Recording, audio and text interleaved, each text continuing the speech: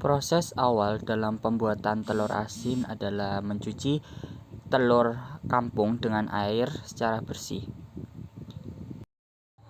Siapkan bawang putih dan cabai sebagai bahan tambahan untuk pembuatan telur asin. Lalu, potong-potong secara kecil-kecil bawang putih dan cabai agar dapat mempermudah untuk kita melakukan proses telur asin. Siapkan air dan didihkan sebagai media untuk proses pembuatan telur asin.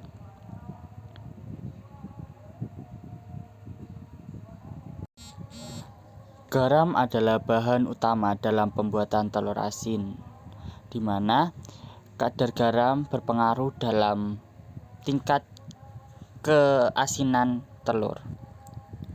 Larutkan garam ke dalam air dan didihkan agar garam kasar dapat larut menjadi air.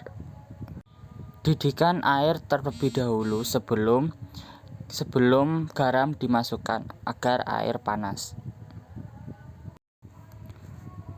Jika sudah mulai panas, tuangkan garam ke dalam air dan aduk hingga seluruh garam larut. Berikut ini ketika garam sudah dimasukkan ke dalam air, lalu ditunggu sampai garam menjadi larut dan tercampur dengan air. Aduk menggunakan sendok atau yang lain. Sembari menunggu melakukan melarutan garam, siapkan toples untuk wadah proses telur asin. Berikut ini adalah larutan garam dan air yang sudah mendidih dan tercampur rata. Lalu masukkan bawang putih dan cincangan bawang putih dan cabai. Setelah bawang putih dan cabai sudah dimasukkan ke dalam larutan air garam, masukkan air garam ke dalam toples yang sudah diisi dengan telur ayam kampung. Lakukan hingga semua permukaan telur tertutupi oleh air garam.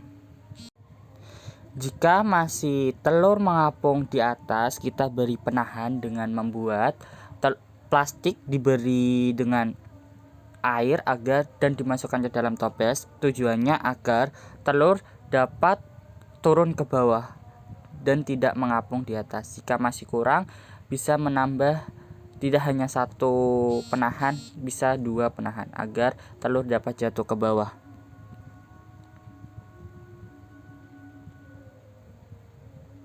Berikut telur yang sudah dimasukkan toples dan diberi penahan dan telur sudah mulai jatuh ke bawah, disimpan dengan masa simpan 7 hari. Terima kasih.